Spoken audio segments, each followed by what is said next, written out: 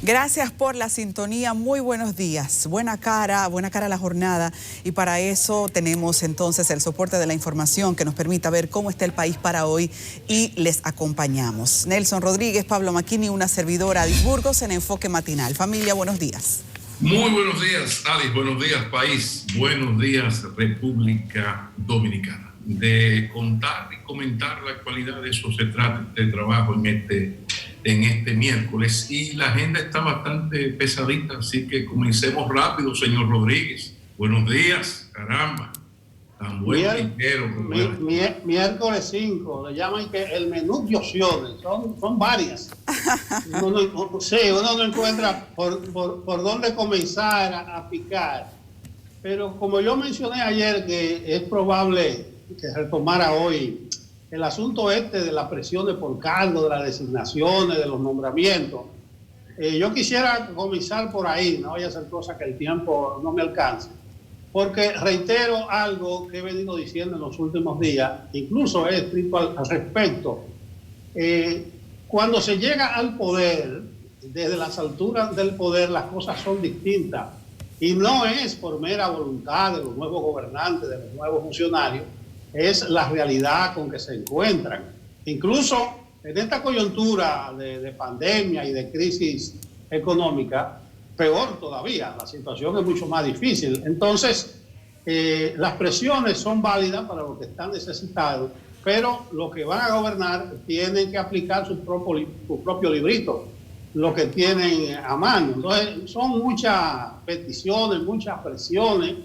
Hay un reportaje, no muy bien sustentado, porque no pone muchos ejemplos concretos, de que comienzan las presiones por empleo, gente que quiere empleo. Bueno, vamos a suponer que sea así. Yo recomendaba que una designación que Abinader no se puede economizar es el enlace entre el gobierno y el partido, o una comisión que se va a encargar de tramitar todas esas peticiones, de recibir las presiones de los compañeritos que se quejan porque los funcionarios no los reciben, etcétera, etcétera, etcétera. Y con respecto a las peticiones que se hacen desde distintos litorales, de la sociedad civil, de organizaciones del área empresarial, de la economía, yo creo que eso debe manejarlo el presidente electo de acuerdo a su criterio. Incluso hay un cargo que parece que es muy apetecido, porque ya van como 6 o 7 sugerencias, y es el famoso Ministerio Público Independiente, un procurador independiente. Me llegó casi un programa de gobierno de un grupo de personalidades y de asociaciones que están propugnando por la designación como procurador del juez José Alejandro Vargas, es muy conocido en el país y muy conocido en los medios de comunicación, etcétera, etcétera.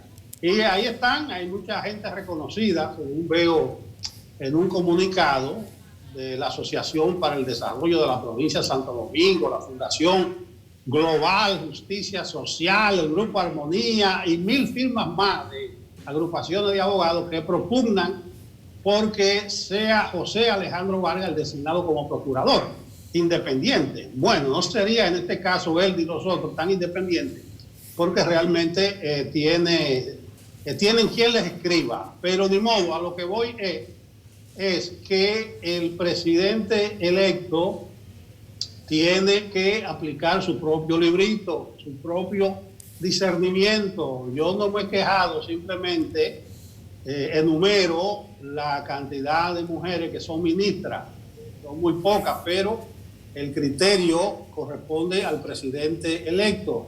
Yo reitero, una cosa son las promesas de la campaña y otra muy distinta la realidad. Yo no creo en eso, y que una cosa es con guitarra y otra es con violín. Pues digo. Donde dije Diego, no, señores. Diría un teórico, Pablo, que son las intrincadas marañas del poder. Sí. Las intrincadas. Tú ayer mencionabas el ámbito internacional y ahí se mueven cosas pesadas. En la política exterior, una simple llamada, un simple gesto hace cambiar alguna promesa. Fíjense en este ejemplo, y que corre a favor del presidente electo, de que una cosa es desde la oposición, otra cosa es lo que dice el programa, una tercera cosa es lo que se promete y otra cosa es la realidad. A Obama le tienen una crítica fundamental. Él enronqueció en la campaña diciendo que en su primer año iba a cerrar Guantánamo, la cárcel de Guantánamo. Él decía, lo tengo por aquí, que era una abominación legal y moral. Y miren ustedes si Obama pudo cerrar la cárcel de Guantánamo. Pero una promesa en firme. Por eso yo digo, desde el poder las cosas son distintas. Hay teclas que no se tocan. Y no solamente de aquí ni de allá. Incluso, y aquí termino, McKinney, los altos cargos del gobierno, los principales responsables, son personas de carne y hueso que tienen sus intereses de todo tipo, económicos, particulares, representan grupos económicos, independientemente de su seriedad y que puedan ser más inocentes que los niños cantores de Viena, representan intereses. Entonces, en ese sentido, desde el poder se ajusta la carga. Cuando se va a tomar una decisión, ahí aparece, pero aguanta, mira, que tal grupo o que fulanito de tal. Entonces comienzo por ahí porque veo que se está insistiendo mucho en las presiones para que se cumplan las promesas. Miren este ejemplo, y aquí termino. Abinader en su programa prometió 600,000 nuevos empleos. ¿Y cómo van a exigir ahora que cumpla esa promesa? No hay manera. Entonces yo digo, dejen a los nuevos gobernantes que apliquen su librito, que apliquen su programa y que gobiernen a partir de la realidad que van a encontrar, no a partir de promesas y de sueños, señor McKinney. Bueno, como usted estudió ciencias políticas, hay dos conceptos que se utilizan mucho y uno es aquello de la realpolitik, politik terminado en K. O sea, la realidad de la política. Y el otro es una frase muy citada, es que la política es el arte de lo posible. Esos dos conceptos pueden guiar a la hora de uno analizar el comportamiento de un presidente electo o ya en ejercicio, y son los cambios que cuando tú vas asumiendo y te vas encontrando con esa realidad, tú tienes que hacer. Además, hay un asunto en que los ciudadanos no manejamos todos los hilos del poder. O sea, los presidentes toman decisiones, y en eso yo agradezco haber tenido la oportunidad de hablar bastante con más de uno después de. Entonces ahí uno se entera de muchas cosas. Mira, tú recuerdas tal situación. Bueno, eso se obedeció a tal situación. Lo estamos viendo ahora con lo que pasó con el subsecretario para Asuntos Hemisféricos del Departamento de Estado, que se reunió con el canciller. ¿Qué habló ese señor con el canciller? Que subió un tuit donde él lo que quiere dejar establecido es un poco el mandato, algo con esa arrogancia tan del Departamento de Estado. Bueno, pero la política se nutre de realidades y hay un adversario que todo gobierno latinoamericano evita, y sobre todo un país tan dependiente política y económicamente como el nuestro, y es entrar en contradicciones con los norteamericanos. Ese es otro tema, sí, pero quiero insistir en que de repente hay una posición de un gobierno diferente a lo que había prometido y quizás tiene que ver, es un ejemplo, con un mandato imperial. Aquí sabemos que en este país en los últimos 50 años no ha ocurrido nada sumamente importante sin el beneplácito, el visto bueno de la embajada, entiéndase el Departamento de Estado. Y cuando no ha ocurrido, se ha pagado el precio. Y ese es otro tema, porque ya llegará el momento de que nosotros hablemos de los tucanos, de cómo un gobierno se atrevió a comprar un tucano de Embraer, una empresa brasileña, en vez de comprar un avión Boeing, de la Boeing norteamericana. De eso hablaremos otro día, pero hoy yo quiero inicialmente hablar de yo le estoy dando mucho seguimiento al checklist, la lista de chequeo que va aplicando el presidente electo. Él va encontrando nichos donde hay que actuar. Ya comenzó con el CEA, ya comenzó con OISOE, ahora toca el turno a la FONPER. FONPER es el Fondo Patrimonial de las Empresas Reformadas, que la verdad es que cuando usted analiza los datos, dice, ven acá, yo debo haber escrito más de 5, quizás 7 artículos en los últimos 20 años, donde yo digo lo mismo, el mismo nombre, lo mucho hasta Dios lo ve, los excesos del poder. Entonces, esto remite precisamente a eso, y esos son los ítems que un presidente electo encuentra y dice, por ahí es que voy, porque lo mucho hasta Dios lo ve. Entonces, se va poco a poco aplicando. Ya ustedes recuerdan lo que hablamos cuando el CEA, que lo que se ha robado en el CEA comenzamos y no terminamos. Pero en el caso de FONPER, yo no toco el tema de corrupción, porque yo creo en la presunción de inocencia y yo creo en que hay que esperar que los tribunales actúen. Lo dejo de este tamaño, no entro en... Ha habido, como dijo el presidente, innumerables casos de corrupción, es decir, denuncias y sometimientos y querellas, pero nunca ha llegado a un juicio de fondo y nunca ha habido una sentencia definitiva. Ahora los casos están ahí. ¿Qué es lo que sí tenemos y qué podemos citar? Los excesos como este, por ejemplo, una nómina de 154 empleados de 12,6 millones de pesos mensuales para un fondo. Es un fondo que se encarga de administrar el dinero que va entrando de aquellas empresas del Estado que fueron vendidas en aquel proceso de reforma del Estado. Pero entonces, en estos años, en 19 años, se han manejado 18,000 millones de pesos desde el 2001. Pero usted sigue buscando. ¿Cómo me justifican a mí que el presidente del Consejo de FONPER gane 521,000 pesos? Que no lo gana la vicepresidenta, no lo gana el 90% de los ministros, quizás lo supera o lo iguala lo de los superintendentes, de las entidades reguladoras que por convenios internacionales tienen salarios sumamente altos. Pero ¿cómo tú me lo explicas? O la vicepresidenta que gana 326,000. Pero hay más. Se supone que este fondo construye obras para el desarrollo, para desarrollar el país. La lógica mandaba que esos proyectos de desarrollo se lleven a ejecución en las zonas las más pobres o a las zonas fronterizas, que generalmente son las más pobres, por un asunto de identidad, de defensa del interés nacional.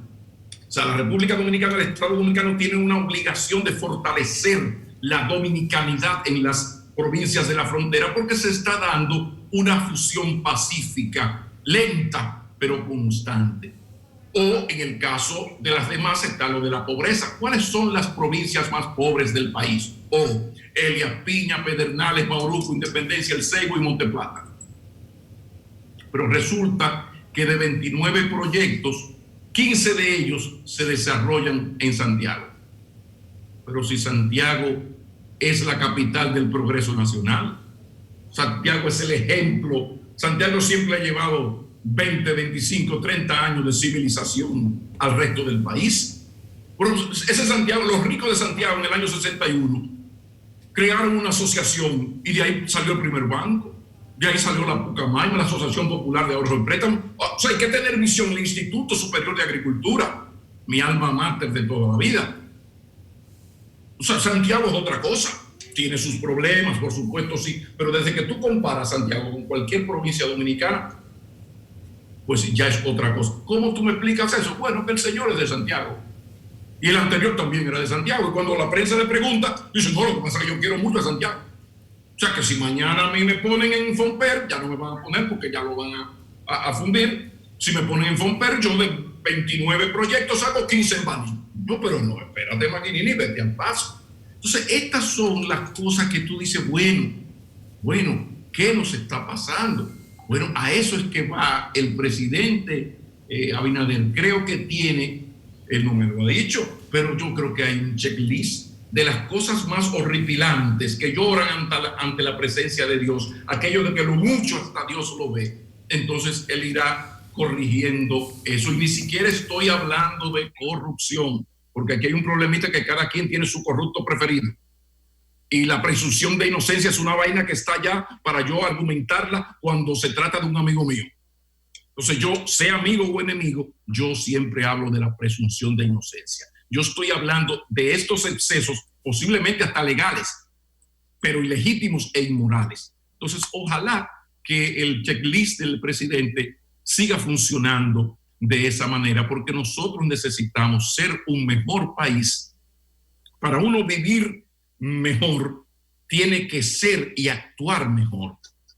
Y uno tiene que convertirse en un país civilizado, fuerte institucionalmente, para poder darnos a respetar y no estar como estoy yo en este momento, expresando mi nostalgia por doña Robin Bernstein, la embajadora más chula que ha tenido el imperialismo yanqui en Dominicana, porque es una mujer accesible, sencilla, que sin ser diplomática de carrera, tenía el tacto diplomático de reunirse con el presidente y conversar. Eso se conversa, sin dar entrevistas a la prensa e ir a un matutino a obrarse en la dignidad nacional innecesariamente. Entonces, yo creo que los dominicanos tenemos que fajarnos a ser un mejor país para poder tener la dignidad frente a algunos funcionarios imperiales que han perdido el sentido de lo diplomático, de las buenas formas.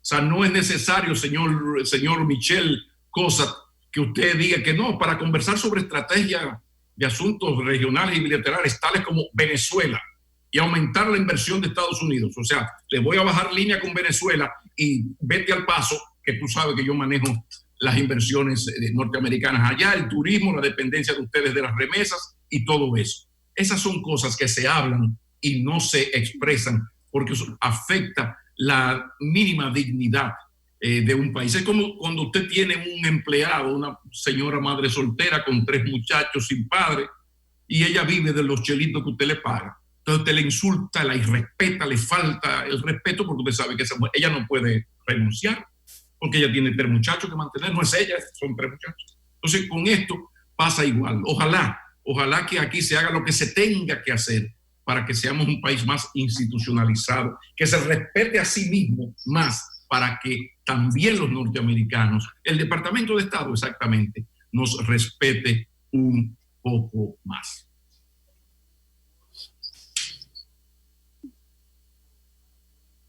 Adis. Adelante. Sí, aquí estaba el micrófono cerrado, aquí estamos. Miren, me preocupan 3 cosas en otra perspectiva y tienen que ver con justicia, parte de los acontecimientos para el día de hoy. Primero, la justicia virtual, cosas que uno tal vez no entiende completamente hasta que toca vivirlo. Ayer estuve acompañando a unos jóvenes en un seguimiento a un caso judicial, entonces ahí pude ver cómo funciona. Te envían el link, ya lo había hecho antes, pero la experiencia de ayer, como fue traumática, viene sumándose a eso que uno necesita entender ahora que la justicia se ha virtualizado y que tantos sectores están gritando para que se llegue a un consenso y explican sus por qué. Por qué, que insisto, uno va entendiendo sobre la marcha. Te envían el link y tú accesas. Es una plataforma totalmente distinta a las que se ofrecen en la común de la virtualidad, en lo común. Así que esa plataforma, para que sea segura, que cuenta a la justicia, se te vincula a través de ese enlace.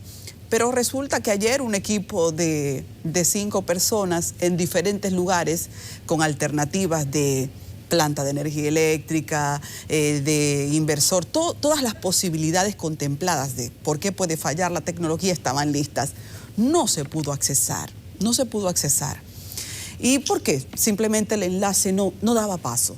No daba paso por razones que no se pudieron especificar. y que de allá para acá tampoco fueron aclaradas.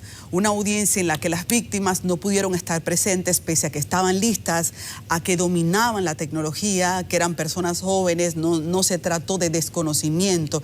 Y eso entonces deja ver cuán vulnerable es este momento para un país que sabe que la justicia es un ancla de seguridad, de democracia, que es un ancla de la vida en una sociedad, es un ancla de vida. Entonces quiero presentar esa preocupación por lo válida que es, porque esto de la pandemia va a continuar, todavía podríamos ver medidas aún más severas a lo conocido hasta ahora en República Dominicana, porque la realidad así lo dice. Estamos en un momento difícil de los contagios y de alguna manera habrá que tomar todavía más odiosas decisiones. Mientras tanto, no puede dejar de verse lo que trasciende en justicia y lo que no está funcionando.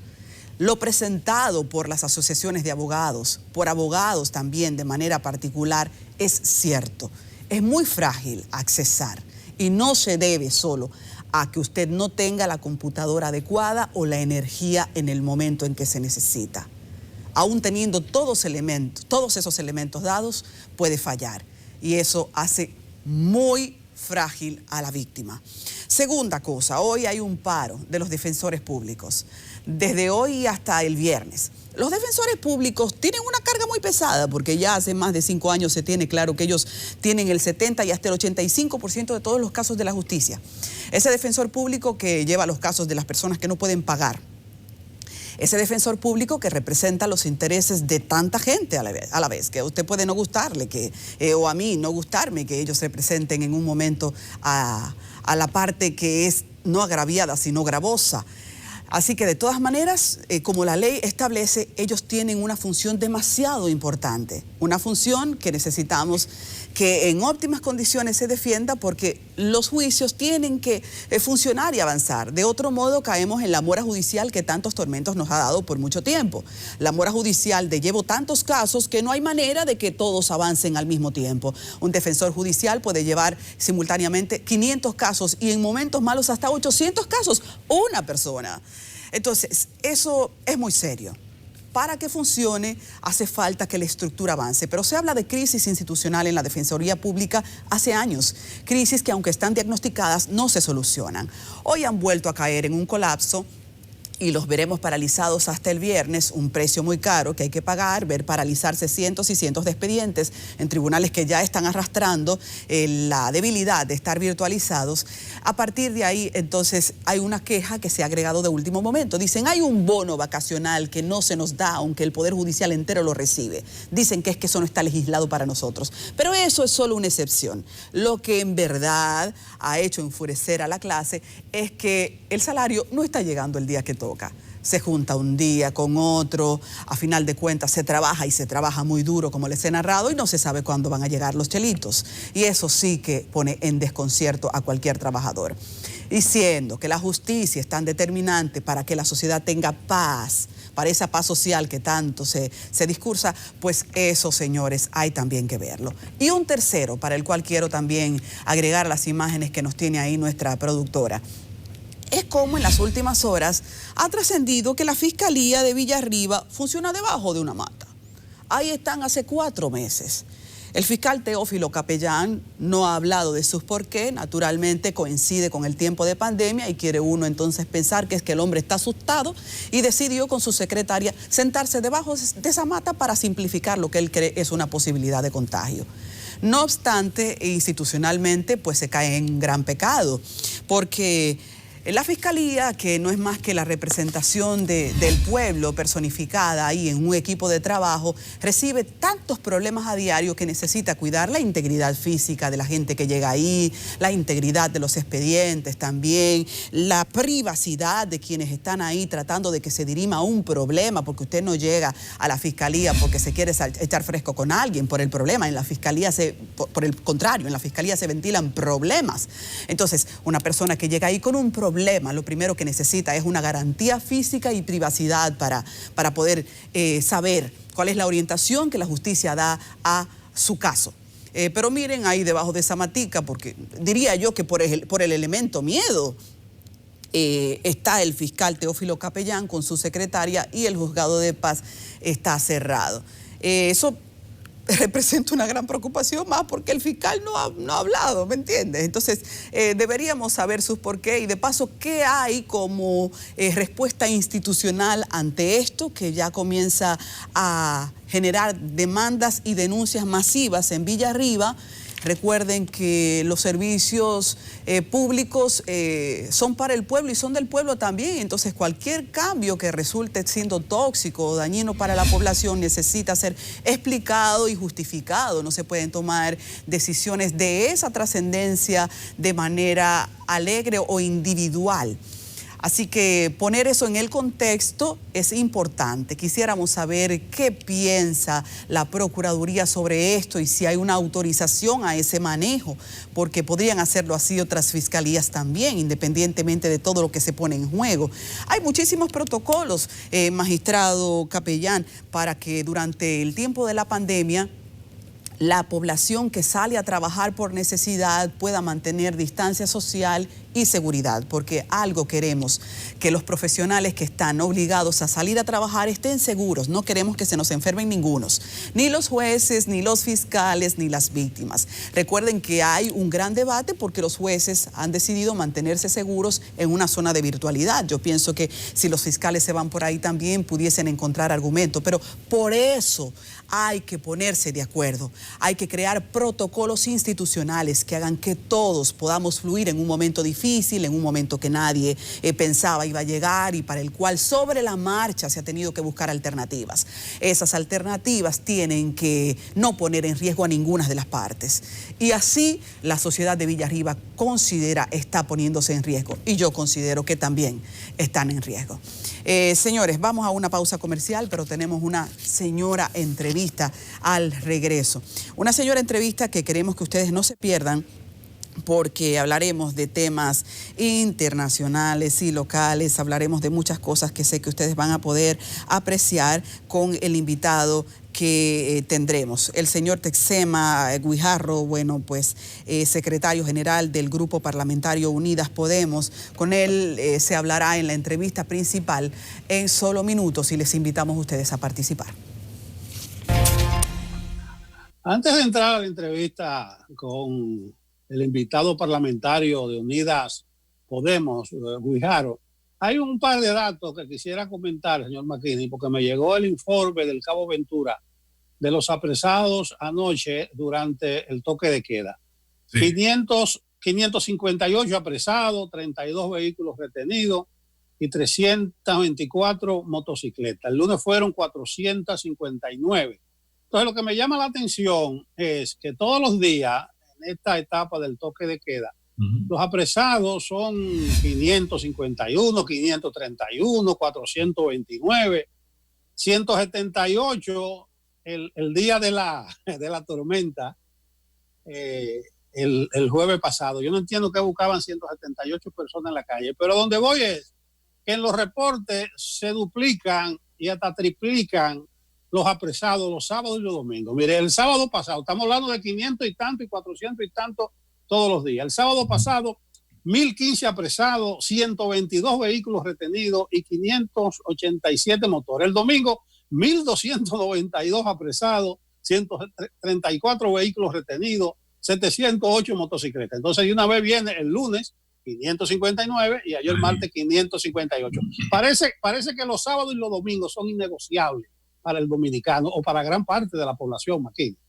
Pero ahí está lo que yo tantas veces he dicho. ¿Qué le ocurre a un ciudadano que el sábado inventa una fiesta en su apartamento de 100 metros cuadrados o al frente con 15, 20 amigos? Llegó la policía, están apresados. ¿Qué le ocurre a esos señores? Bueno, van a amanecer presos y quizás les pongan una multita. Entonces, así no. Lo que yo siempre digo, el régimen de consecuencias.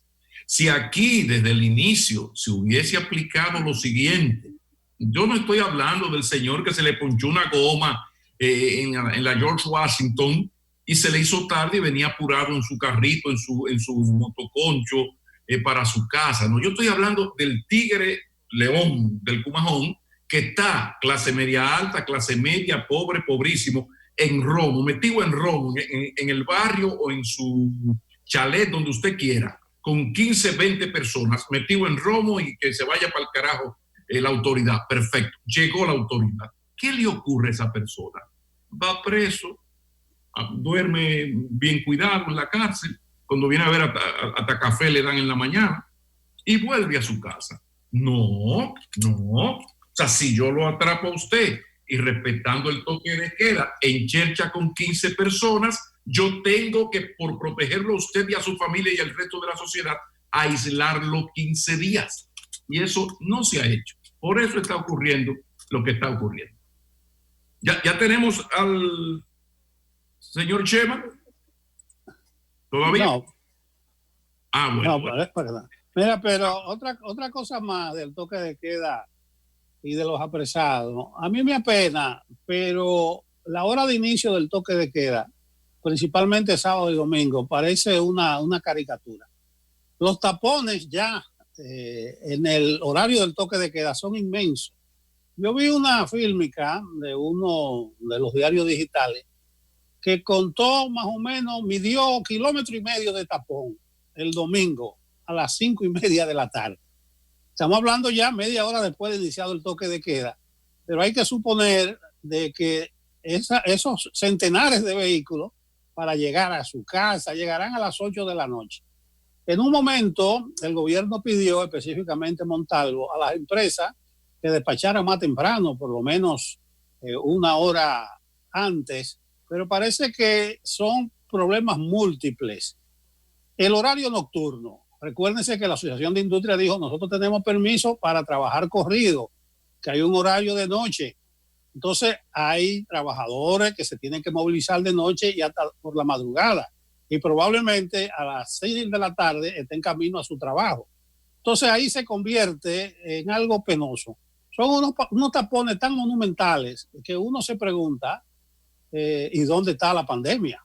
En determinada hora del día, señores, a nadie le pasa por la cabeza que estamos en medio de un pico de la pandemia, porque la situación en las calles es normal, es total y absolutamente normal. Yo no sé quiénes son los que se están quedando en su casa, pero parece que es una parte minúscula de la población. Hablo por la capital, hablo por Santiago, Maquina. Pero que el asunto es muy serio, porque incluso hay maneras de que una empresa solicite un permiso especial para los empleados de la última tanda. Porque si yo trabajo en Buenos Aires de Herrera y es hasta las 7, no me pueden soltar a las 6 si yo vivo en Mendoza, en la carretera de Mendoza, por ejemplo. Esos son casos excepcionales que se puede solicitar el permiso, puede ser comprensivo enseñando el carnet. Mire, yo trabajo en Plaza Lama. No, yo estoy hablando de otra cosa. Los viejos míos cumplieron 70 años de casado y bueno, yo reuní la familia, felices todos, qué bien. Ahora con un elemento como los sábados y domingos, el toque de queda comienza a las 5, bueno, a la 1:30, 2 de la tarde, yo estaba rumbo a la capital. Óyeme, que la chercha estaba buena con los viejos. Ahí tenemos nuestro invitado ya. ¿Qué está? Qué bueno, sí. Qué bueno. Ahora sí, don Chema Guijarro, que es el secretario general de la bancada de Podemos, de Unidas Podemos, en el Congreso de España, ya está con nosotros. Bienvenido. Muchas gracias. Disculpen el retraso, pero la verdad es que esto es también algo ajetreado, inesperadamente ajetreado. Se comprende. Sí, bueno, vamos a ganar tiempo entonces, señor Chema. Usted ha deplorado, lo mismo ha hecho Unidas Podemos, que el rey emérito abandonara España y que no haya esperado en su país el curso del proceso judicial. Eso se entiende. Lo que aprovecho para pedirle su opinión de lo que se le acusa a Juan Carlos. Y si esos hechos, que muchos sectores tipifican como corrupción, Unidas Podemos también lo entiende que es así. Bien, desde luego las evidencias o pruebas que han ido apareciendo muy clara. Desde luego hay que esperar a que el procedimiento judicial siga su curso, pero si efectivamente en el mismo se llegara a demostrar la veracidad de estas acusaciones, efectivamente la gravedad sería extrema, ¿no? Por cuanto estaría afectando a nuestra jefatura de Estado. Es importante anotar ahí que no ha habido el sometimiento. Está en un proceso de investigación. Hay unas denuncias, sobre todo lo de aquel inspector que soltó aquellos audios con la señora Corina, que es lo que ha destapado todo, porque de ahí se pasó ya a otras cosas peores. Lo cierto es que hay un momento terrible, que es en el momento en que el rey rechaza la herencia de su padre y le retira la asignación. Eso ya, una cosa es lo legal y otra cosa es lo legítimo y lo moral o inmoral. Ahora, donde yo quiero ir, señor diputado, es en la posición de Unidas Podemos, parte del gobierno con el PSOE. De repente en el mismo gobierno tenemos a un PSOE con un presidente Sánchez defendiendo, buscando la manera de echarle agua al vino en este problema, defendiendo de alguna manera la monarquía con el argumento del golpe de 23F y todo este tipo de cosas que conocemos, y está la posición de ustedes antimonárquicos. Pero resulta que en España, y lo que hemos vivido en España, nos ocurrió lo mismo. No había tantos monárquicos como Juan Carlista en aquella época. ¿Cómo salvar este enfrentamiento entre los dos ejes del gobierno español? Porque están frente a frente Unidas Podemos y PSOE, por favor. Bueno, mire, nosotros siempre dejamos muy claro a nuestro socio en el gobierno, socio mayoritario en el gobierno, como usted bien sabe, sí, que nosotras y nosotros no íbamos a renunciar a nuestros principios republicanos, ¿no? Y esto yo creo que desde el minuto cero, ¿no?, de andadura de este gobierno, sí. esto siempre estuvo muy claro. Ahora bien, yo creo que naturalizar esta diferencia nos debe ayudar precisamente a entender la utilidad del propio pacto de gobierno, ¿no? El PSOE y nosotros estamos gobernando juntos, no porque tengamos, digamos, o compartamos 100% nuestro programa electoral, sino porque entendemos que hay un programa social común que debemos desplegar, ¿no?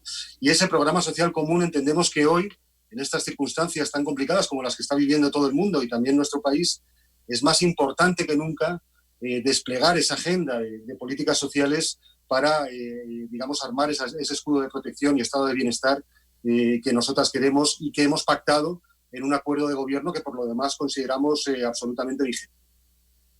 Guijarro, esto podría ser, lo del rey, algo episódico, pero indudablemente que impacta de manera determinante a la monarquía. Yo pregunto si podría salir tan cuestionada que afecte su propia existencia, o eso no estaría en juego en este momento. Mire, España hace tiempo que no es monárquica, ¿no? Las encuestas, digamos, que se mueven en los medios de comunicación así lo atestiguan, y la prueba más evidente es que el Centro de Investigaciones Sociológicas, es decir, el instituto público encargado de hacer un seguimiento más exhaustivo de la actualidad política española, ha dejado ya desde hace años de preguntar sobre la valoración de la institución monárquica, puesto que la misma no dejaba de caer en picado ya hasta niveles preocupantes, al punto de que dejaron de preguntarla, no fuera a ser que les siguiera disgustando las respuestas que daba la ciudadanía. Por lo tanto, yo partiría de ese primer precepto, ¿no?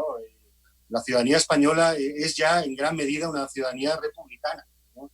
Y no entiende, digamos, una institución tan anacrónica como es una monarquía. Claro, ustedes, ¿no?, hermanos latinoamericanos, pues sé que nos miran desde la distancia, ¿no?, al otro lado del charco, y lo ven todo un poco marciano, porque no logran entender cómo es posible que un jefe de Estado sea heredado, ¿no? Pero lo cierto es que también aquí a las nuevas generaciones de españoles y españolas cada vez les resulta más marciano y más extemporáneo, más anacrónico, el hecho de que tengamos una jefatura de Estado basado en algo tan, vamos a decir, premoderno como la genética, ¿no? Los papeles de representación modernos en las democracias modernas, esos papeles se eligen con las urnas, democráticamente. y no por las supuestas privilegios o prebendas que tiene uno por nacer de cierta sangre. Esto sencillamente es insostenible en el siglo XXI. Hablemos entonces de las opciones que tiene el pueblo español legales a partir de la Constitución. Sabemos que incluso un rey no puede estar por encima de la ley, no puede ser sometido. Este es porque pasó a ser emérito, es que puede ser y que en aforo, puede ser aforado, es decir, que es el Tribunal Supremo que lo va a juzgar si se llegase a eso. Pero la pregunta, señor diputado, es las opciones que tiene el pueblo español para en algún momento acabar con este absurdo ya histórico para los momentos que se vive de una monarquía en pleno siglo XXI. ¿Cuál es la alternativa? ¿Hay un plebiscito, un referéndum? Háblenos de eso, por favor. Mire, hay que entender también hay un poco lo que fue el momento de la transición, ¿no? Del alumbramiento de la Constitución del 78, que es precisamente lo que da sustento a la monarquía actual, ¿no? Y en ese sentido también, pues eso, tenemos que entender que en aquel momento, pues ciertamente la monarquía jugó un papel importante en esa transición, yo diría que trascendental, entre otras cosas porque fue la depositaria de la legitimidad, si es que se puede utilizar esa palabra, del gobierno dictatorial de Francisco Franco, ¿no?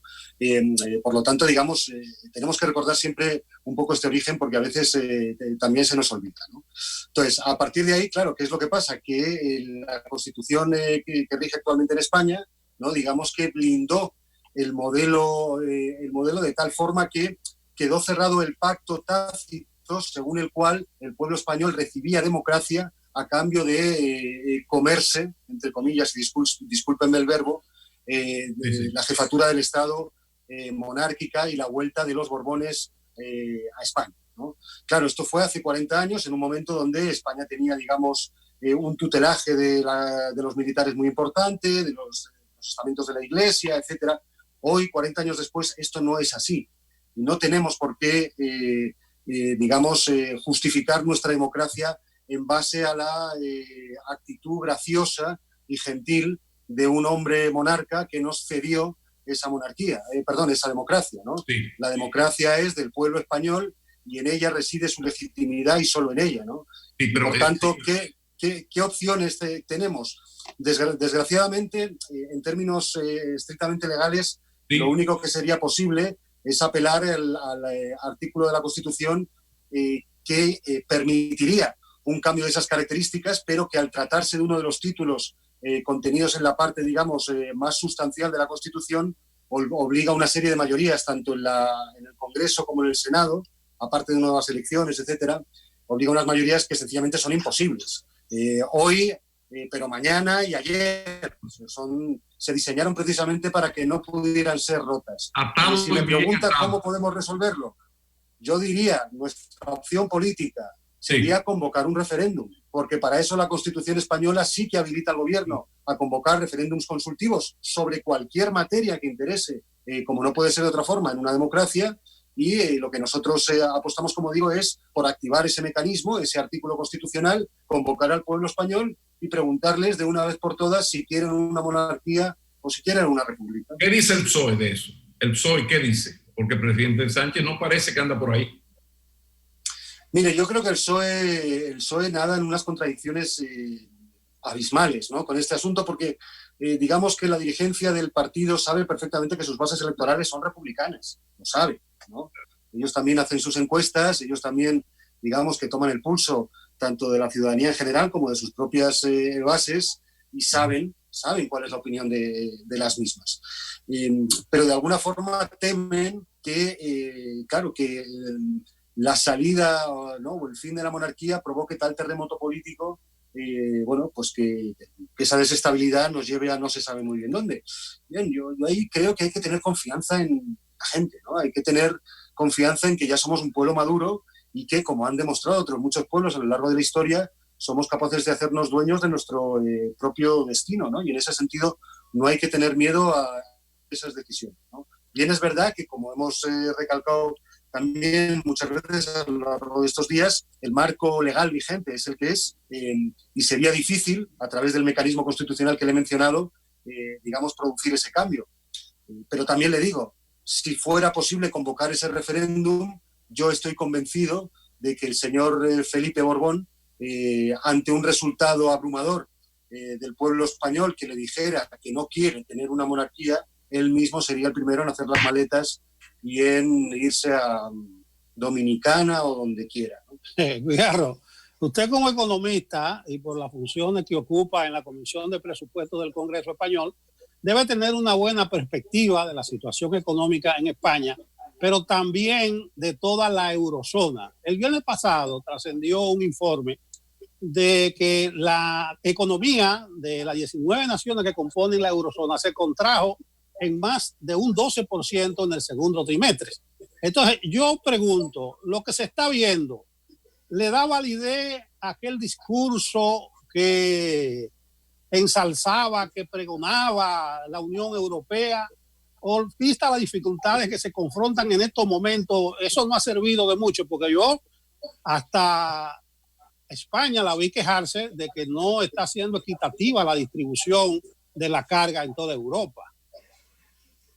Bueno, yo creo que precisamente, claro, me pregunta usted esta pregunta en un momento en el que precisamente se está resolviendo quizá una de las cuestiones históricas más relevantes dentro del contexto europeo, ¿no?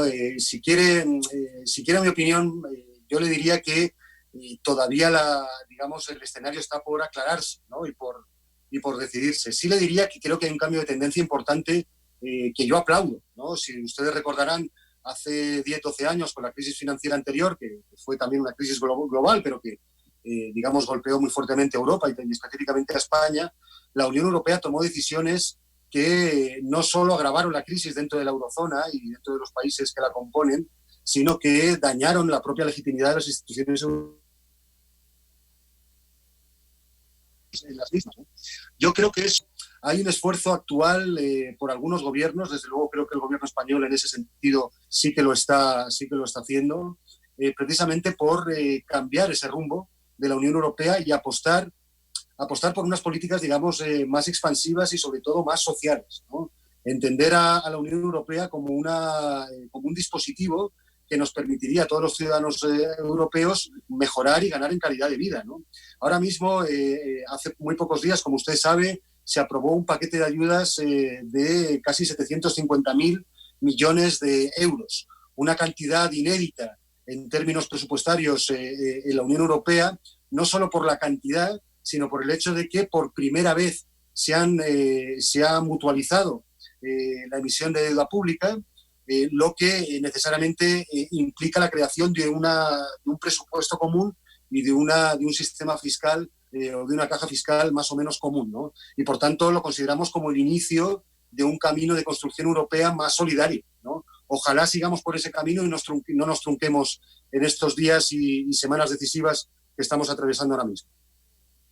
Diputado, esta pregunta da para una entrevista entera, y es lo que está pasando en Europa con el avance de las huestes fascistas y de la ultraderecha. De repente, lo nunca visto, hacen marchas, o sea, en una situación extraña. Europa cada vez es más ni siquiera de derecha es el PP, o sea, hay un tufo fascistoide, pero con una aceptación electoral importante. ¿Qué explica? Tan mal lo han hecho los socialistas, los Podemos, Izquierda Unida en España, para que se llegue a un momento donde esta gente impresentable, yo recuerdo en los años 90, bueno, usted se mantiene ahí, lo tolero, pero tranquilo. De repente, no, ahí está Vox, que es una vergüenza, pero una vergüenza con apoyo electoral. ¿Qué está pasando en España, en Europa, diputado? Bueno, yo creo que precisamente ese auge de los movimientos de ultraderecha, ¿no? Como usted dice, tiene que ver precisamente con esa resolución fallida de la crisis económica anterior, ¿no? Esos son los fantasmas que nos deja aquella mal gestionada crisis. El hecho de que, bueno, pues por desgracia, muchos ciudadanos europeos salieran de ese momento tan crítico de nuestra historia con una lección mal aprendida, ¿no? En el sentido de que parece que, bueno, pues interpretaron que el mensaje que se les enviaba era que aquí es sálvese quien pueda, ¿no? Y que aquí sobrevive el más fuerte, ¿no? Con lo cual hay que fomentar la guerra del penúltimo contra el último, ¿no? Que es básicamente la estrategia que ha mantenido la ultraderecha desde tiempos del nazifascismo, ¿no? Entonces, bueno, pues en ese sentido tenemos que ser capaces también de entender las claves sociológicas y politológicas que explican ese auge, ¿no? Precisamente para poner remedio y para evitar que se siga produciendo ese crecimiento tan peligroso y tan, en fin, tan trágico, ¿no? Si llegara a mal puerto. Y nosotros ahí sí que pensamos que la única receta que cabe es precisamente dar la lección y la lectura contraria. Aquí nos salvamos todos. Esa es la lección, ¿no? Aquí no queda nadie atrás. Y para eso es, en última instancia, la legitimación de un Estado. El Estado no se sustenta sobre la base de su poder coercitivo exclusivamente, ¿no? De sus policías, de su ejército, sino precisamente sobre la base de su legitimación democrática, sobre la capacidad real que tiene para solucionar la vida y la cotidianidad y las expectativas de la gente, ¿no? Entonces, en la medida en que se den esos procesos, bueno, pues tendremos estados más legitimados, ¿no? Bueno, Guijarro, Unidas Podemos es parte del poder ahora como nunca antes, por lo que no estaría de más preguntarle en qué medida ha influenciado eso la orientación ideológica de ustedes como fuerza alternativa al modelo o al sistema imperante. Bueno, ciertamente nosotros también enfrentamos nuestras propias contradicciones, ¿no? Como usted mismo ha dicho, nosotros mismos ahora somos parte de un gobierno que está sujeto, digamos, a un marco constitucional, ¿no? Que se define como monarquía parlamentaria, ¿no? Y eso, digamos, que evidentemente eso nos obliga a mantenernos en ese marco de juego. Ahora bien, digamos que en España nos conocemos todas y todos desde hace mucho y todos sabemos de qué pie cojea cada uno, ¿no? Entonces, a nadie le va a extrañar, y a nadie le ha extrañado en nuestro país, desde la ultraderecha hasta la ultraizquierda, que, bueno, si bien el presidente Sánchez ha salido con una línea, digamos, de defensa institucional a ultranza de la monarquía, bueno, pues el socio minoritario del gobierno, que somos nosotros, hayamos levantado la mano para denunciar una vez más una situación que nos parece, como digo, inexplicable, ¿no? Básicamente por el hecho de que sentimos que cada vez que se descubren nuevos hechos no hace sino darnos la razón sobre el carácter extemporáneo de la monarquía. Mire usted, ¿qué es lo que nos dicen ahora, digamos, ese establishment más o menos progresista, ¿no?, que pueda existir en España? Básicamente lo que dicen es que a Juan Carlos se le ha ido la cabeza, ¿no?, y que, bueno, pues que se ha podrido, una manzana que por el camino se nos ha podrido, ¿no? Con eso tratan de salvar la institución monárquica, ciertamente. Pero claro, no se dan cuenta de que esa posición siguen manteniendo muchas cuestiones débiles y muchos puntos débiles de esa misma argumentación. Porque si efectivamente el problema es que se ha podrido por el camino y no fue un corrupto desde el minuto cero, eso es precisamente un argumento contra el carácter vitalicio de la propia institución, así como la propia falta de transparencia que por naturaleza tiene también la propia institución. Con lo cual, insisto, ¿no?, tratan de resolverlo, pero lo único que hacen es dar patadas hacia adelante de un problema que la única solución que tiene es la solución republicana. Chema Guijarro, muchísimas gracias, señor diputado, secretario general de la bancada de Unidas Podemos en el Congreso de España. Muchísimas gracias. Gracias a ustedes y un saludo a los hermanos de República Dominicana. Y ya le informaremos cuando llegue el emérito cómo está la cosa por acá. Muchísimas gracias. Continúen. Gracias a ustedes. Hasta luego. Chao. Cuando salgo a la calle y veo a la gente con mascarillas, uno ve alrededor y todo el mundo parece trastornado, niños forzados a llevar mascarillas. A veces todavía veo la realidad y digo, esto parece como si estamos en una película de terror. Esto es subreal. ¿Qué pasó al mundo? Pero si te entras, como me ha tocado, en un centro de salud, lo que vas viendo es todavía más traumático. En las últimas horas nosotros seguimos asombrados y con gran expectativa, viendo cómo las cifras no alientan. Queremos seguir trayendo a ustedes información actual, no en el ánimo de mantenernos nerviosos, sino de ver una realidad que necesitamos conocer y con la que cada uno tiene que asumir compromisos. Así que en esta entrevista quiero presentar a ustedes al licenciado Luis Franco, es el director del Centro Médico Dominico Cubano, un centro que es un referente en la ciudad capital de la salud y en el que se ha vivido muy de a duro esto del COVID. Vamos entonces a entrar en esa dinámica conversativa que permita ver cómo ustedes están viviendo el momento. Así que muchísimas gracias por estar con nosotros, Franco. Gracias por estar aquí. Buenos días, ¿qué tal? ¿Cómo están todos? Estamos tratando de conocer la realidad desde el enfoque de ustedes. Así que en las últimas horas yo quiero saber si la disposición de camas para COVID, tal como en el área pública nosotros vemos, se va poniendo sumamente escasa en momentos, que se libera o no se libera. ¿Qué tienen ustedes ahí? Pues bien, lamentablemente estamos full, o sea, estamos llenos. Nosotros habíamos habilitado alrededor de 14 habitaciones para aislamiento, 10 para terapia intensiva respiratoria, especializada en lo que es COVID. Y tuvimos ahora, esta semana, una ampliación a esa unidad con 8 camas más, debido a la alta presencia de pacientes con condiciones más complicadas que con lo que veníamos, digamos, atendiendo en los meses anteriores.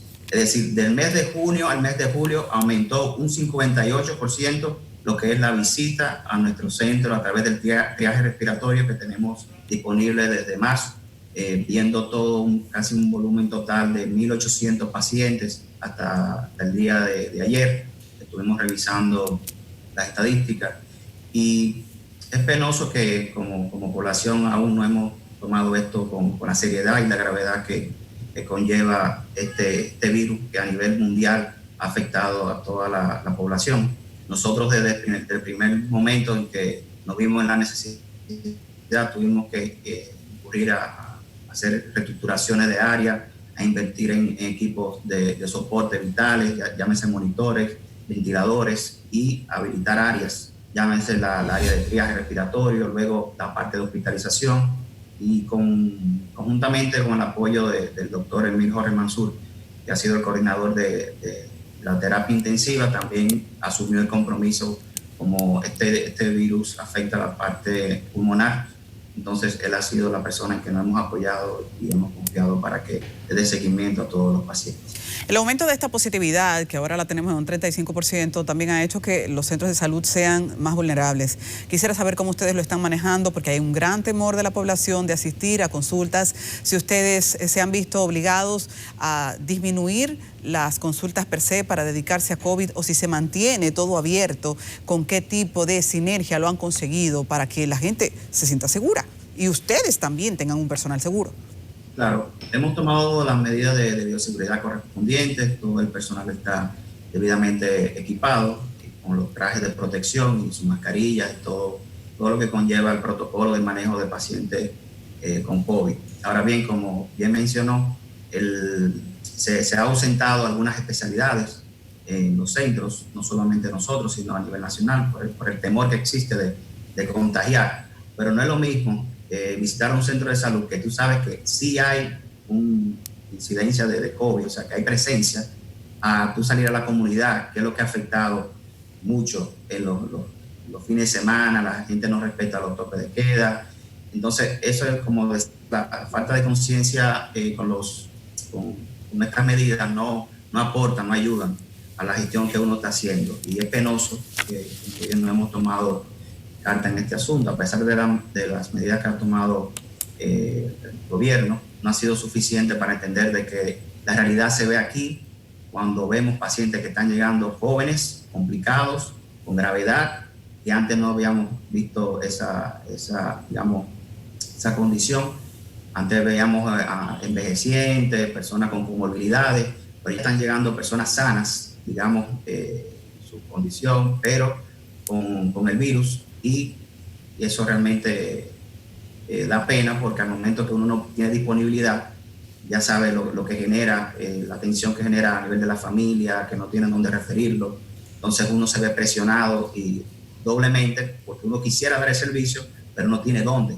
Entonces sale de alta un paciente, por ahí 3 esperando, entonces crea cierta tensión. Uno ha logrado referir a algunos centros, pero si te comento al inicio, nosotros el primer paciente que atendimos duró 3 días, porque no teníamos condiciones todavía de hospitalización, y duró 3 días en lo que es el área de triaje, hasta que por fin el paciente mejoró su condición y ni siquiera tuvimos que referirlo. Pero necesitamos un criterio de hospitalización y generamos una unidad, digamos, en el triaje, dándole el soporte vital en ese paciente. ¿Qué criterios de admisión mantienen ustedes al día de hoy a propósito de que entonces existe un gran riesgo de que se entre en la discriminación cuando se está a toda capacidad? La gente se preocupa y siente de alguna manera que algunos centros de salud o que la salud podría volverse deshumanizada. ¿Cómo ustedes lo manejan? Sí, por eso está el triaje funcional. O sea, hay un personal ahí médico que está siempre en contacto con la unidad de aislamiento de COVID para ver la disponibilidad y la posible de alta que haya. Entonces se coordina y se puede ir ingresando a medida que el paciente va llegando y de acuerdo al criterio de gravedad que pudiera tener o la condición que pudiera existir. Entonces ya de ahí, cuando no se llena la capacidad que tenemos, entonces se comienza a referir a otros lugares hasta que nuevamente se puede. Pero desde el primer día no hemos dejado de ingresar los pacientes. Sale uno y hay 2 esperando. O sea, y una rotación constante. Nosotros tuvimos un incremento de casi un 58% del mes de junio a julio en lo que es la atención a pacientes con COVID.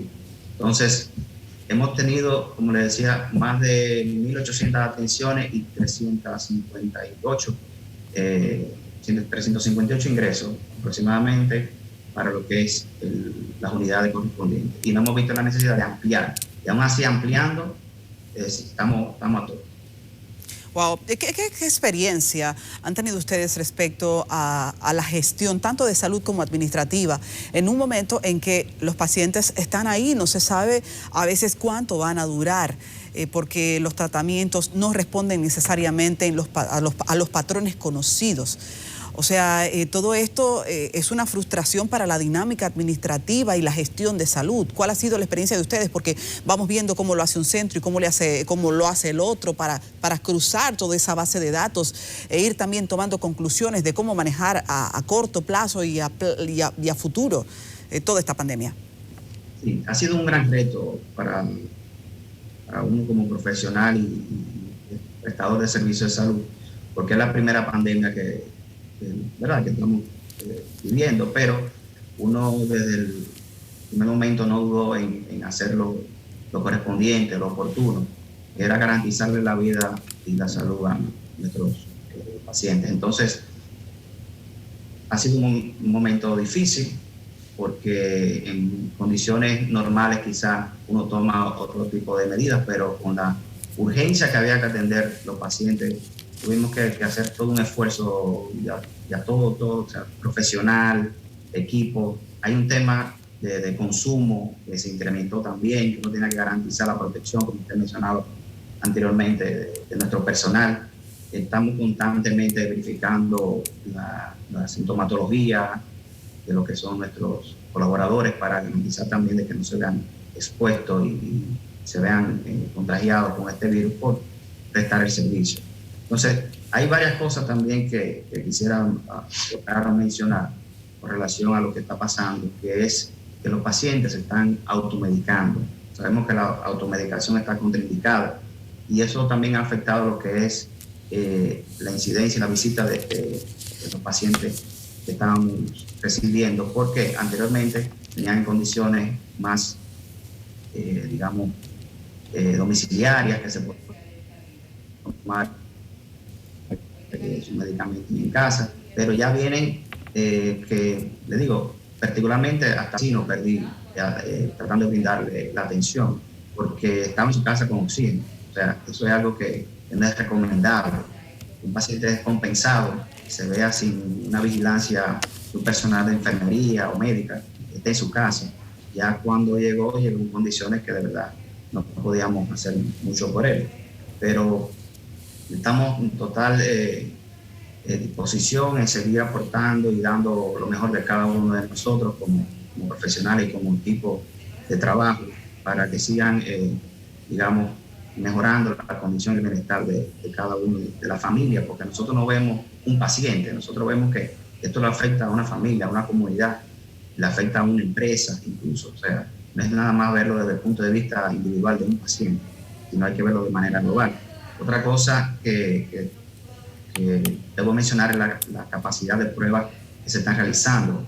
Que vemos que las noticias que lamentablemente hay instituciones que no dan, digamos, las pruebas a tiempo, los resultados, mejor dicho, a tiempo, y eso limita mucho, aunque nosotros no nos limitamos a lo que es una prueba PCR, porque también hay que mencionar que el COVID no hay que esperar a hacerse una prueba PCR para ser atendido el paciente. Con una sintomatología, con una tomografía sin contraste de tórax y con una analítica, un hemograma, un PCR en sangre, ya de por sí, conjuntamente con la evaluación del profesional, puede ver y puede ser tratado oportunamente un paciente, pero no debemos esperar que nos den una prueba detectada para saber si es COVID. Ya por tomografía podemos ver eso. Es una información que alienta. Muchísimas gracias por acompañarnos. Nosotros estamos aquí respaldando a todo ese equipo de trabajo que de manera tan responsable está todos los días dando el todo por el todo. Así que terminamos alentándolos. El licenciado Luis Franco, director del Centro Médico Dominico Cubano, nos ha acompañado en esta entrevista. Muchísimas gracias, señor Luis. Vamos a una pausa comercial y regresamos en breve. Gracias por continuar con nosotros. Vamos a hablar ahora de algo que me provoca sonrisa, porque vamos a hablar de la salud bucal. Y ustedes saben que cuando me refiero a este tema ya tenemos una aliada que mejor no puede ser, la doctora Annelise Pérez Martich. Y la doctora Martich hoy nos acompaña porque vamos a hablar de cuál es el papel del odontólogo frente al COVID. Un momento que nos hace sentir que nos podemos contagiar muy fácil. ¿Qué hay que reclamar, exigir o esperar en un momento como este de los profesionales de la odontología? Y que ellos tienen que también delimitar al paciente. Así que, Annelise, un abrazo, querida matutino. Buenos días. Buenos días. Muy contenta de nuevamente estar por aquí, viéndolos a ustedes todos bien. Sí, y como el tema sugiere, de inmediato vamos a arrancar hablando de cuál es el papel del odontólogo en este momento. Bueno, Adis, como sabemos, el odontólogo forma parte de todo ese equipo de salud sanitaria que en este momento urge ponernos todos en primera fila para defender la salud de toda la población. Nosotros como odontólogos también pues nos abanderamos de ese compromiso de promover la salud integral. Sabemos que el odontólogo pues nos ocupamos de la salud oral, de la boca, y qué más momento de nosotros defender la salud de la boca, que es donde se está alojando esta terrible enfermedad que es el COVID. Sí, y quisiera preguntarte, ¿qué consejos prácticos le podemos dar a la gente para que los asuma ahora que está desde sus casas, el trabajo, la virtualidad o en esta sinergia de un nuevo modo de vida? Sí, bueno, como hemos repetido y muchos profesionales, queremos recordarle a todos nuestros pacientes, a toda la población, que dejemos de usar los guantes. Es importante, porque el guante tiene una forma de colocar y de quitar que si no la conocemos o lo usamos tocando otras cosas, nos está dando una falsa sensación de que estamos protegidos, y lo que está siempre de primero defendiendo que podamos estar mucho más protegidos es ese lavado de manos, ese simple gesto de lavarse las manos, recordar lo importante que es no usar algo que no sabemos usar. Los guantes son para el profesional de salud y sobre todo, Adis, ahora que estamos en un periodo de emergencia, pero que la verdad estamos saliendo a hacer actividades prioritarias, usar siempre la mascarilla. Y se los digo porque hasta aquí en el odontólogo, hasta cuando el paciente lo recibimos en este sillón, en este espacio, únicamente la mascarilla se retira en el momento de la atención. Aquí no estamos en ningún momento sin esa protección, tanto el personal sanitario como el paciente. Entonces es importante que por favor no usemos la mascarilla sin cubrirnos la nariz y la boca, que no la bajemos a otro lugar de la cara, que no la manipulemos con las manos sucias. Recordar esto es vital porque la población se le está olvidando porque se está acostumbrando a esa normalidad de estar en la calle como si no estuviera pasando nada. Doctora Pérez, pero usted ha revelado algo que también es de preocupar. Llegó un punto de la consulta en que hay que quitarse la mascarilla. A partir de ahí, ¿cómo ustedes manejan la disminución de riesgo, tanto para el facultativo como para ese paciente? Nosotros tenemos unos enjuagues especiales que estamos usando como protocolo de nuestra bioseguridad. Y en el momento de que el paciente se retira la mascarilla, es un enjuague bucal hecho a partir de hidróxido de hidrógeno al 1% o de un producto que se llama CDP. Esto elimina o baja bastante la carga viral. Y le pedimos al paciente que no solamente haga un enjuague en la cavidad oral, sino también que lo lleve un poco más atrás hacia la garganta, antes de ser atendido. Y lógicamente, el personal en el momento que está atendiendo a ese paciente, tanto la asistente dental como el doctor, tienen una protección total con pantallas, con las gafas, con las mascarillas, con batas desechables sobre esta bata con la cual nos estamos acostumbrados a trabajar, pero hoy día es arriba de esta otra bata desechable, y todo esto es retirado después de cada paciente, y eso ha mantenido ese control de bioseguridad. Además, en las clínicas dentales tenemos protocolos cada ciertas horas de desinfección con productos que son en base de amonios cuaternarios de quinta generación, que son virucidas, bactericidas y que mantienen el área realmente controlada. O sea que nuestro protocolo, los pacientes lo viven desde el entrar, porque desde los pies hasta la cabeza, ellos empiezan allá en la entrada con este protocolo, pero aquí cuando se retiran la mascarilla, pues también continúan con ese cuidado para su salud y la del personal que le atendemos, que no nos podemos exponer a estar contaminados, porque mi responsabilidad profesional y ética es cuidar a todos mis pacientes. Por eso mi protección y la de todo el equipo es tan importante como la protección del paciente, y esto se lo explicamos para que entiendan que hay un ambiente controlado en las consultas, porque nosotros somos unos difusores de salud o de enfermedad.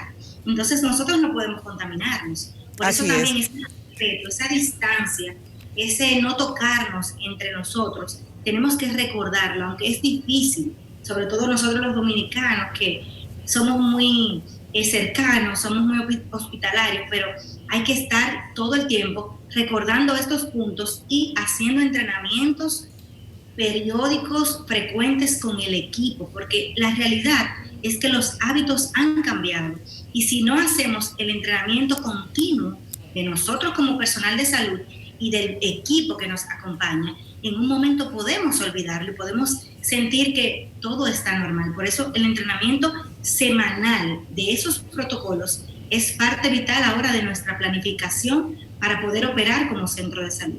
Doctora, ¿y qué pacientes son una prioridad? ¿Quién debería decir, bueno, ahora debo ir al médico, o no, esto puede esperar? Bueno, la prevención ahora de las personas que tienen tratamientos con alguna situación de dolor, de infección, caries dental que ya no puede esperar porque puede avanzar y tocar la parte del nervio, donde ya hay que hacer otros tratamientos profundos. Debemos de controlar esas patologías que ya fueron detectadas. No podemos pensar que esto va a quedar ahí porque este problema es de larga data. Entonces, un problema que puede ser sencillo, que ya ha sido detectado, debe ser corregido para evitar que se complique y que los tratamientos tengan que ser más invasivos, porque cuando ya viene la infección, ya viene el dolor a la cavidad oral, pues ya es obligatoria la atención. Y sobre todo, los pacientes de alto riesgo, que es una contradicción porque queremos tenerlo en la casa, queremos que nos salgan, pero aquel paciente diabético, aquel paciente con problemas de inflamación de las encías, que ya ha padecido anteriormente, que ha padecido de infecciones bucales, debe de saber que ahora más que nunca su boca debe estar de una manera controlada al 100%, porque recordemos que el virus se aloja en las vías aéreas superiores y en la cavidad oral. Y este cuidado no solamente es viniendo al odontólogo.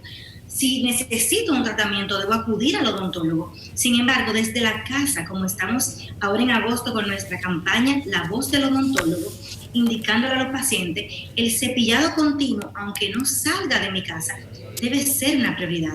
El uso del hilo, el uso de enjuagues naturales con bicarbonato de sodio o enjuagues medicados por tu doctor.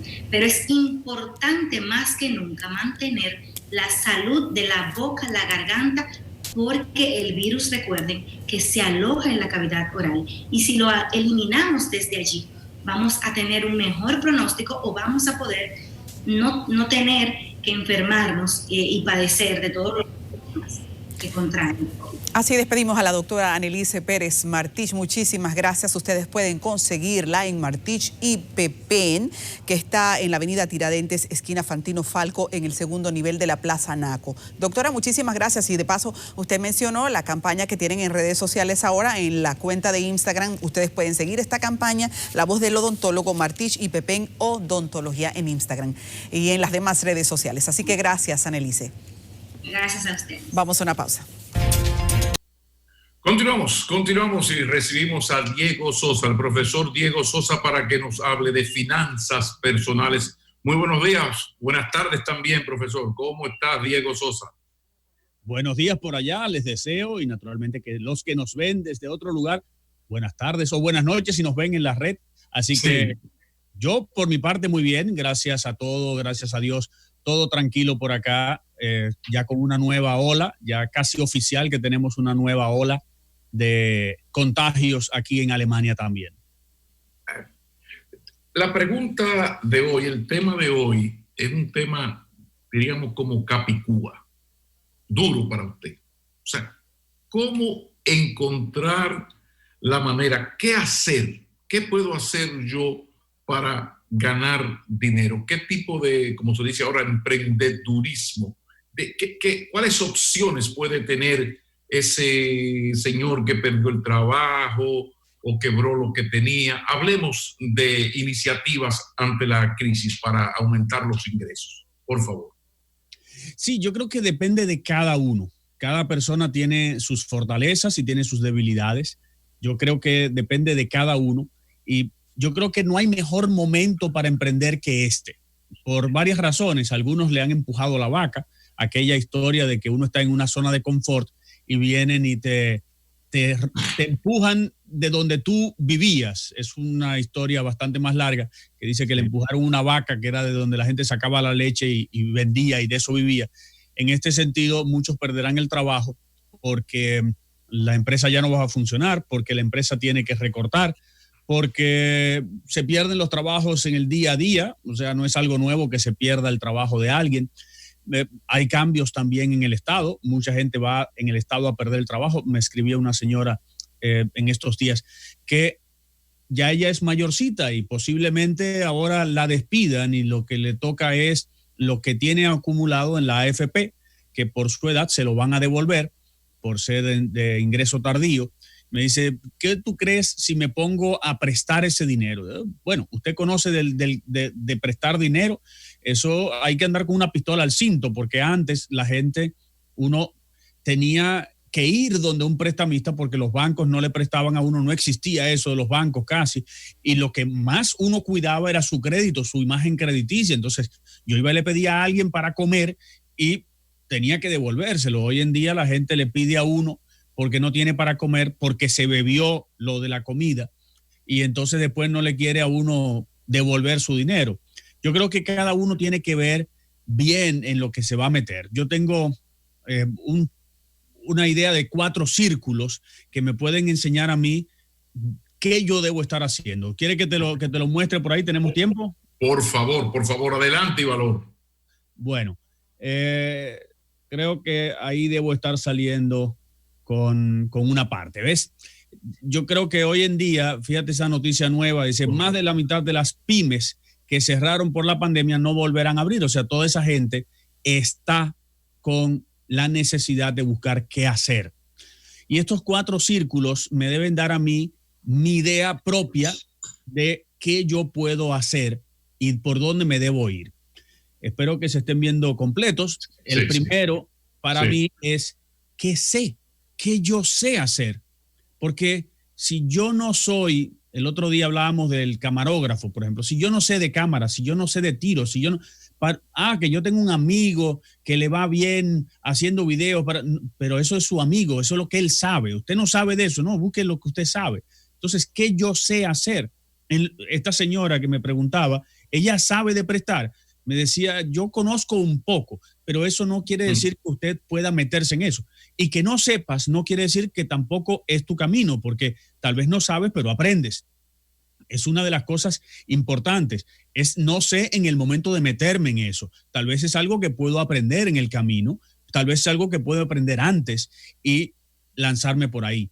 La otra cosa es, ¿qué me gusta? ¿Qué me gusta a mí hacer? A mí me gusta andar con una cámara, a mí me gusta cocinar, ¿qué me gusta a mí?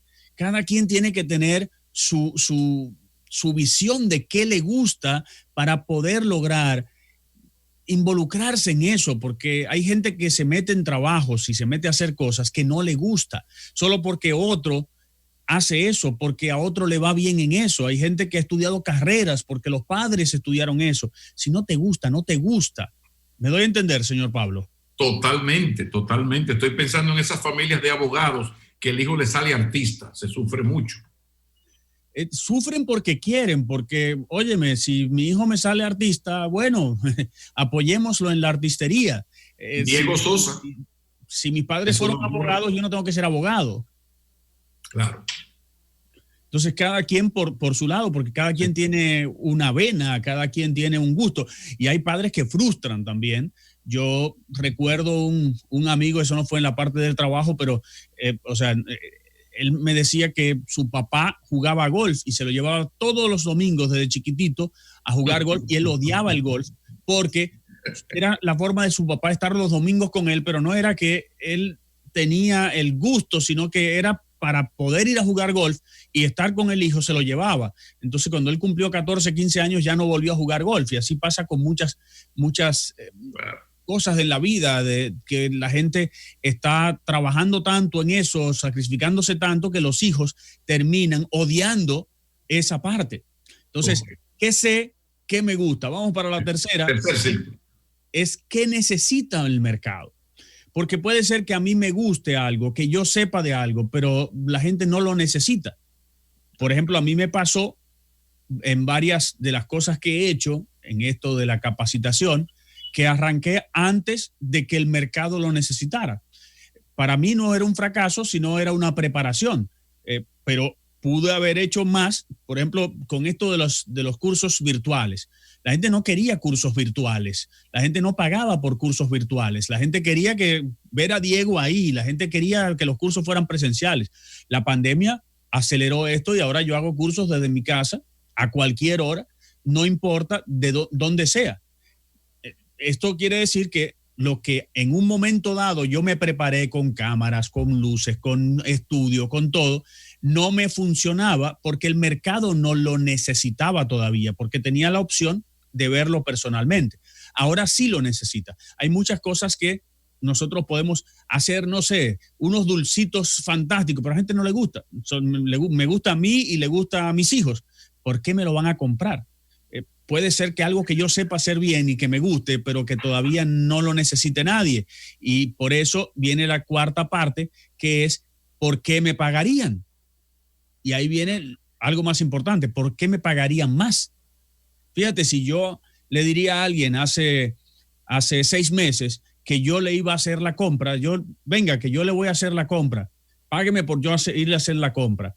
La gente diría, no, yo voy y hago mi compra. Pero mire, puedo ir al shopping y yo puedo sacarle fotos a las cosas, enviárselas, y usted me dice, si le gusta esa, yo se la compro y se la bajo, usted solamente tiene que pasar a buscarla. Todo el mundo diría que no, porque ir al shopping era algo lindo, algo chulo, era algo de diversión. ¿Para qué yo le voy a pagar a alguien para que haga mi diversión? Hoy hay servicios que hacen eso. Vi que uno de los malls de la República Dominicana lo está ofreciendo ese servicio. Vi que en Estados Unidos se usa mucho el recogerlo en la acera. Fíjate cómo lo que hace un tiempo no se necesitaba, ahora se necesita, y por lo que me pagarían a mí ahora, antes no me pagarían. Y ahí viene donde se encuentran todos esos círculos, esos 4 círculos, ahí viene lo que yo debo emprender. O sea, lo que yo sé, me gusta hacer, se necesita y me pagan por ello. Cuando se junten esos 4, yo sé qué es lo que yo voy a hacer o lo que yo puedo hacer.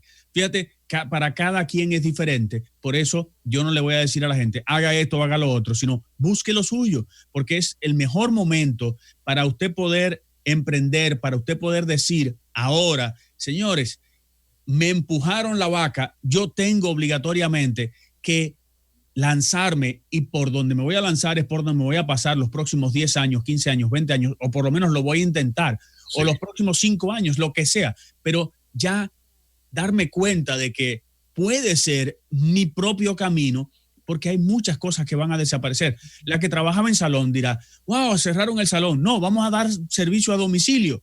Vamos a hacer servicio a domicilio. Cerró tal cosa. Yo era contable y cerró la compañía.